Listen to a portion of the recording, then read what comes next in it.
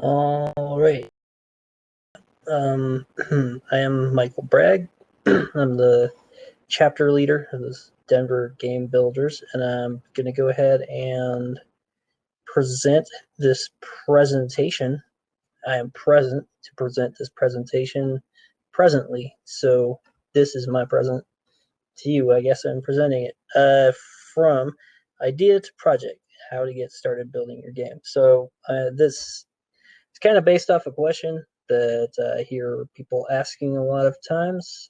They are wondering how to start their own project and make that leap from tutorials or what have you, and start making their own project, um, which can be a tough leap to make. So, thus this presentation. So, figuring out where to begin is pretty tough. Figuring out where to start on a project could be like deciding where to start untangling a mess of tangled wires, or just like where do you start on some massive undertaking, like I don't know, painting or something. Um, Although there's usually processes for that, so I don't know. I'm making analogies that I don't know much about. When everything remains to be done, it can be very difficult to pick a place to start. Kind of saying the same thing. But that is a real uh, difficulty is you have a whole project that you want to make. How do you pick where to begin with work? Especially if you don't have that much familiarity with making games or making projects, software development projects. So you don't really, maybe you don't know how a program is structured. So it could be difficult to know how to begin. If you don't have much programming, well, this is like what I was saying. If you don't have much programming experience, you may be wondering, what is a program? What parts do I need? Um, if it comes down to this, if you're having that question there, you don't have much experience programming. Um, I don't know that will be addressed in this presentation. I would probably suggest going through some courses that can teach design patterns in whatever relevant area that you're looking at. So I mean, I've learned a lot of JavaScript. I kind of started out with this MVC pattern from uh, what is it, the complete JavaScript tutorial, and I'm always saying this guy's name, but now I'm spacing on it. But it's on Udemy. I don't know if that helps a lot, but yeah. So I'm not gonna like sit here trying to remember it. But so he uses these immediately invoked function expressions to create modules. So that's one place where I've started with kind of creating some learning a design pattern, creating some structure. I also use the React design pattern that's taught in Codecademy courses in their Codecademy modules.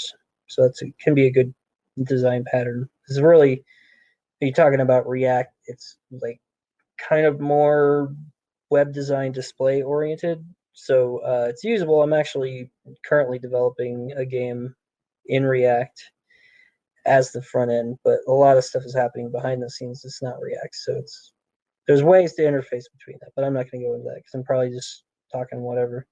So to begin with, a good place to get started if you're looking at making a game is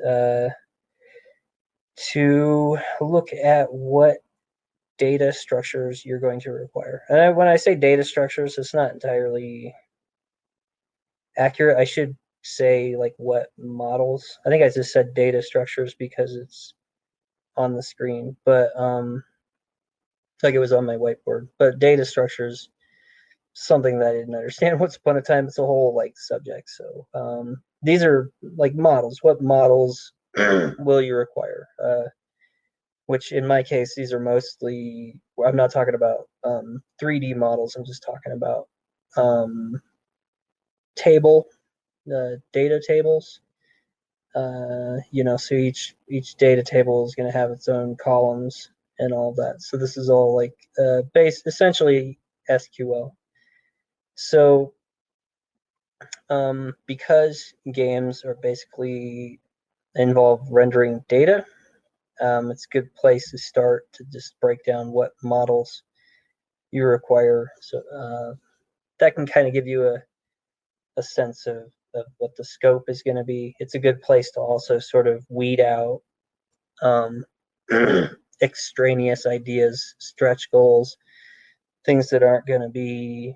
Um, so, like for instance, this is, I think, my initial listing of the required models for my game, and my goal is just to make the most basic version. So there's other things that could be involved, but that could be added later. So this can be really helpful. It's whether you're laying out what models you're going to use, or you're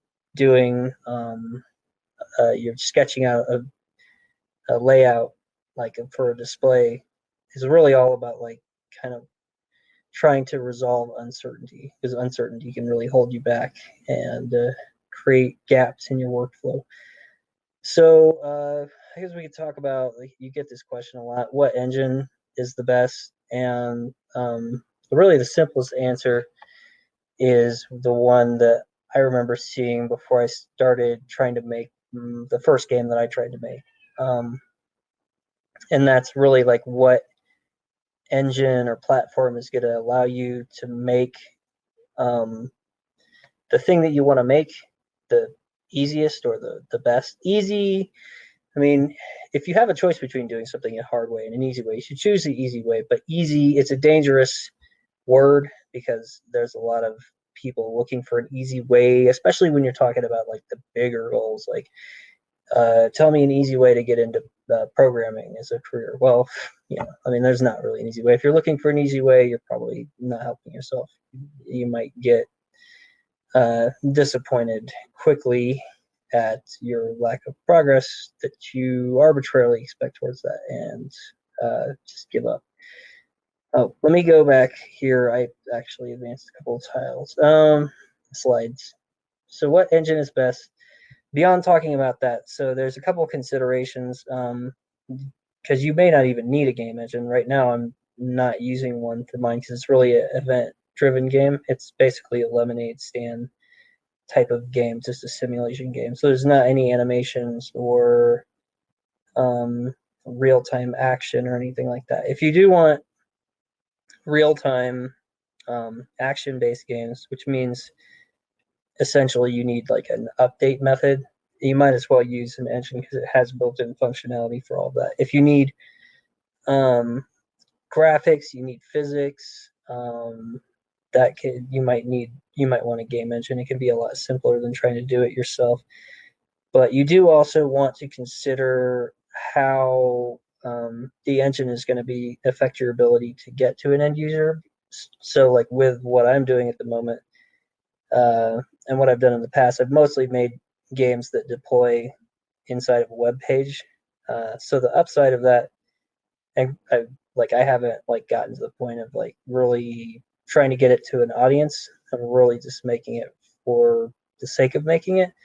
But I mean, the ability to get it to an audience is built in because it's already on the internet. So essentially, all you need to do is get a domain name and advertise it or share it wherever. Because it doesn't guarantee that's not talking about revenue or anything.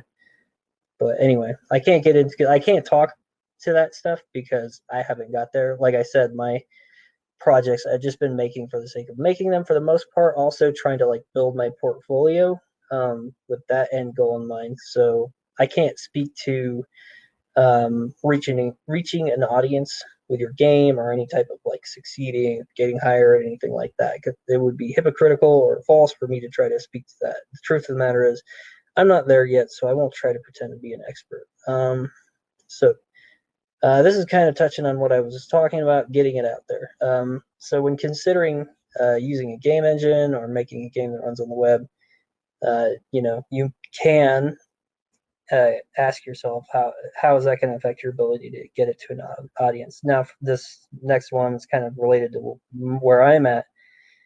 Are you concerned with just building something for practice or to build your skills, or is somebody playing it a bonus, or do you really want to reach an audience?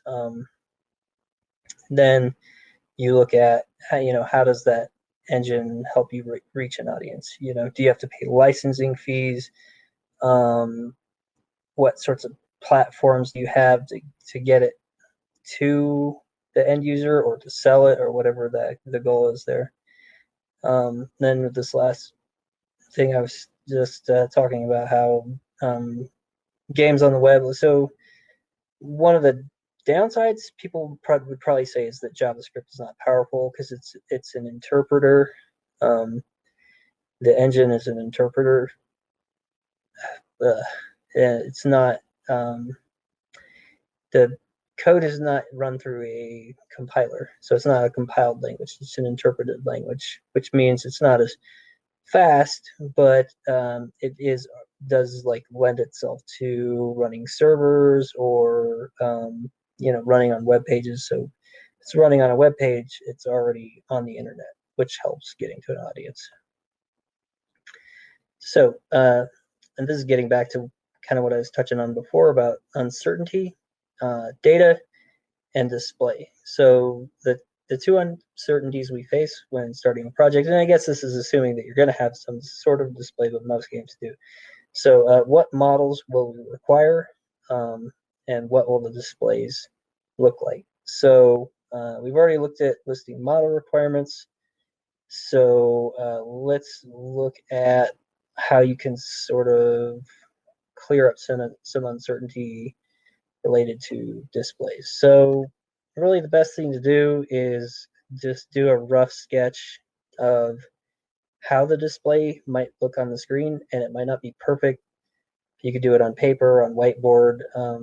You can use an online diagram maker. I've used one or the other at various times, and it really doesn't have to be perfect, but it gives you something to go on. Like as a for instance, it's actually kind of funny that I'm looking at these things right here.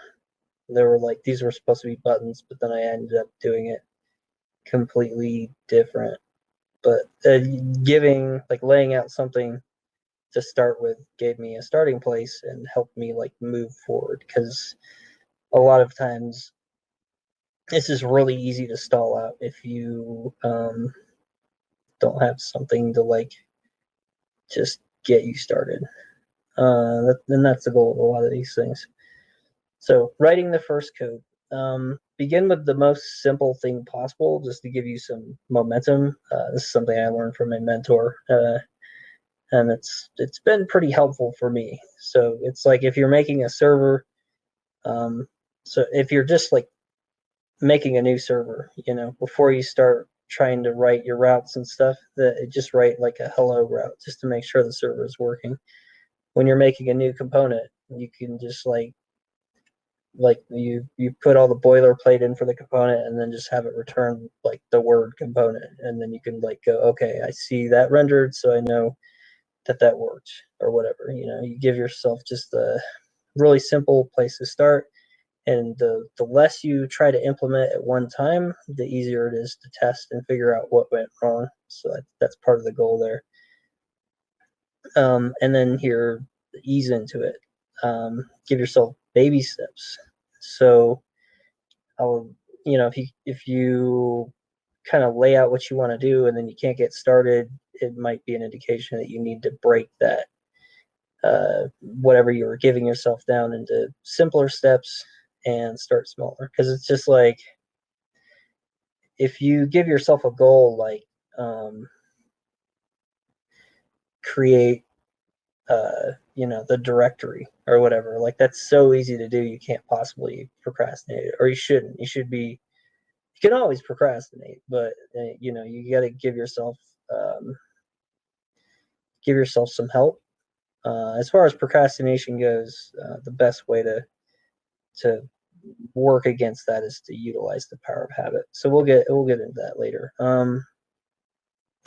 Proof of concept. So make your first goal, your first feature that you try to implement or what have you, something that will give you confidence in the viability of the project. It should be a little bit of a proof of concept.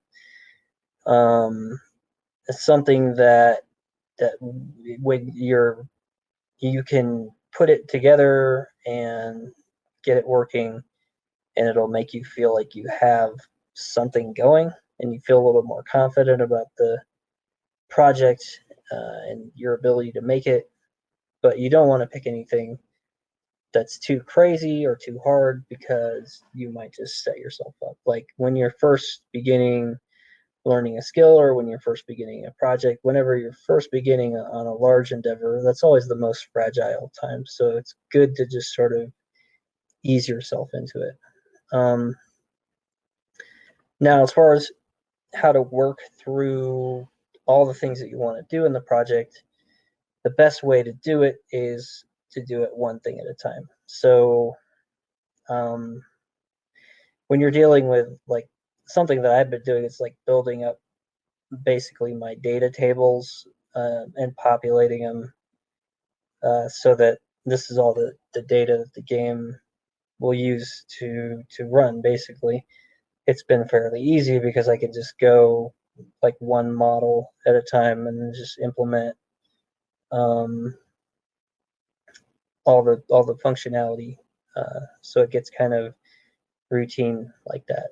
When it comes down to more complex features that have like a lot of modules that need to work together, you may have to like break it down to the point of like one little piece of functionality at a time. That's breaking goals down into smaller, more manageable goals is sort of a skill that you have to practice to get good at it, but it's really, I would say it's essential for a programmer, because it's going to help you do consistent work and make progress.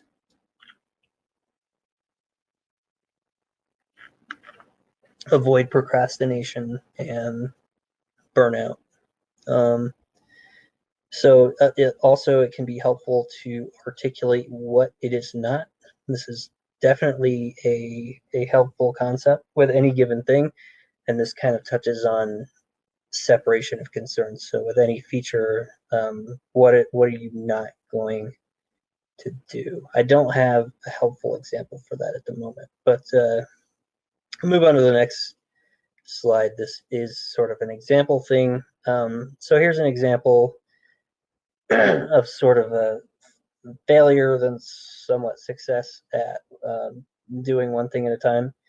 So when I was first developing the breakout level maker that I made, I came to a point where I wanted to make different types of blocks, and I wanted to make healer blocks and strong blocks.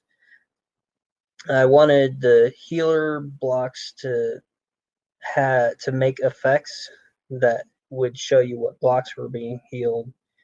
And so I needed abilities, I needed effects, and all this. And I think I gave myself one weekend to get it done, and I don't think I did pretty much anything that weekend. So because I basically threw myself an impossible challenge, and I had no way to like get into it. It was just this like intimidating thing, and I had no idea how to do it. So ultimately, I went to my board. At the time I had this board, and I do this sometimes. I just like, if there's something I can't make headway on, then I just take it, I put it on a whiteboard, and I start breaking it down into like smaller goals. Like what are the sub goals for this? So in this instance, I realized I had to change the display, which at the time was just one canvas, to layered canvases in order to have abilities that would go over top of other things. I needed an effects system and an ability system, which were both their own things. And like once I broke that down, I was able to start working on it. But I think it was like a ton of work, and it took, yeah, I think it took like a month. Um, so before I move on, since I have this on hand, I will show what that looks like. This is my level maker here. Unfortunately, if I gave you the link, you wouldn't be able to play this particular level because it only stores levels in local storage. At the time, I only knew front end. This is not a good example because these don't have healer blocks on them. So let me put, I think this is, yeah, this is a healer block. But it does have a healer. Oh, wait. No, I'm confused because I think this has healer blocks on it.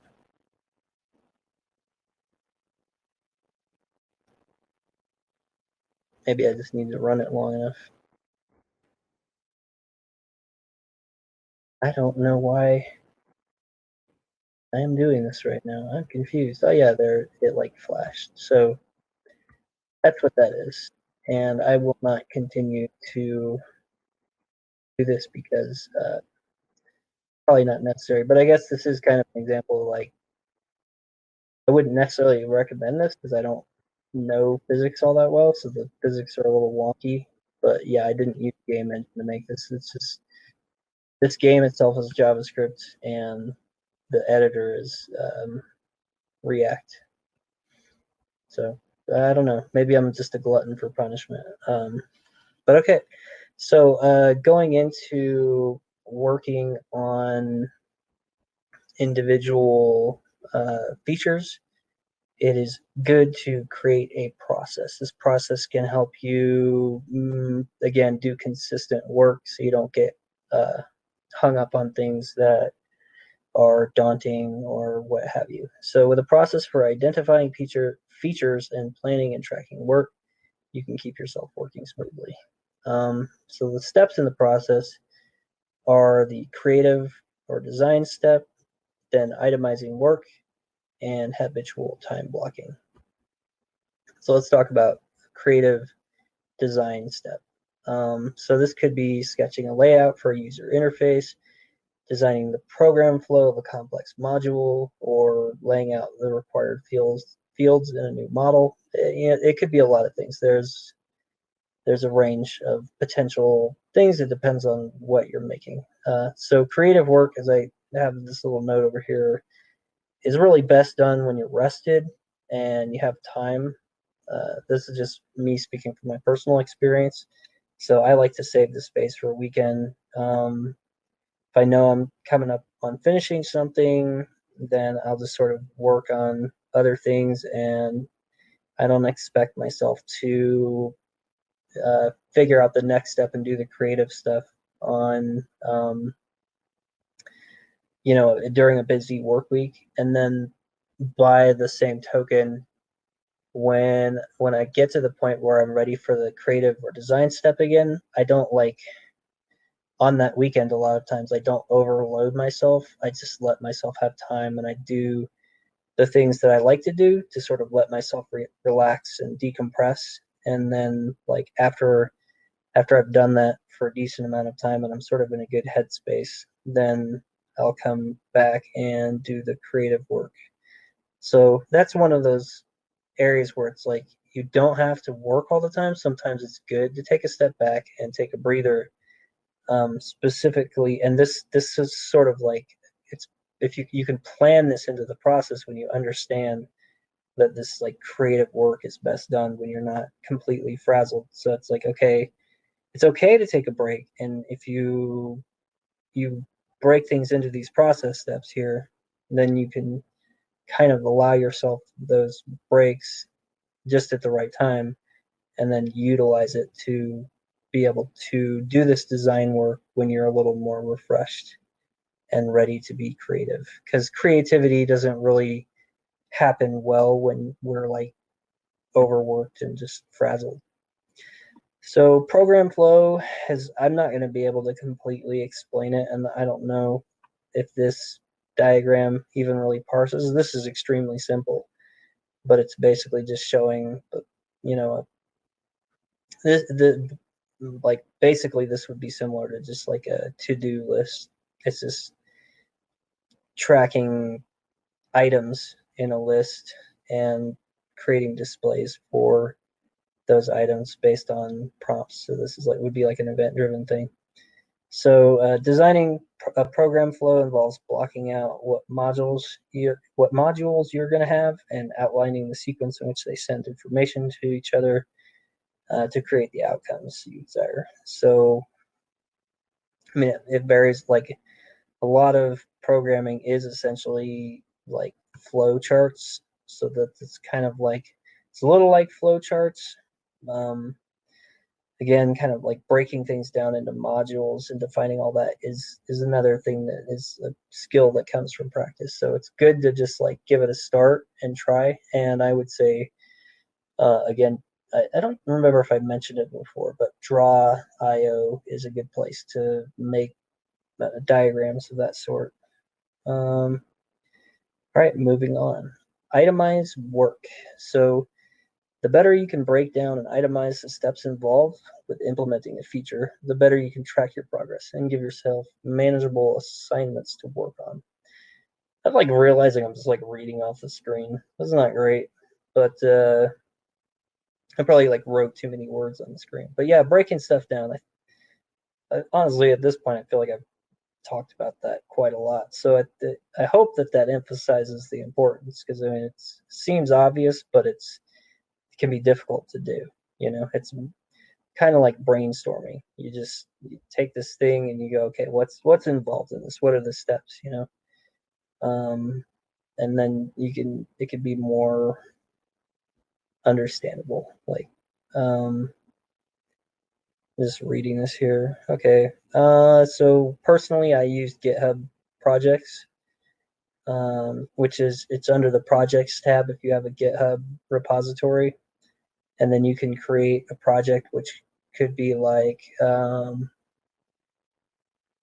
create this model or whatever for like create um, one of the things. Let's see, what was the last one I did? Like dungeon tiles. So dungeon tiles, uh, create dungeon tiles in that project. I probably had steps like create the model in my database, uh,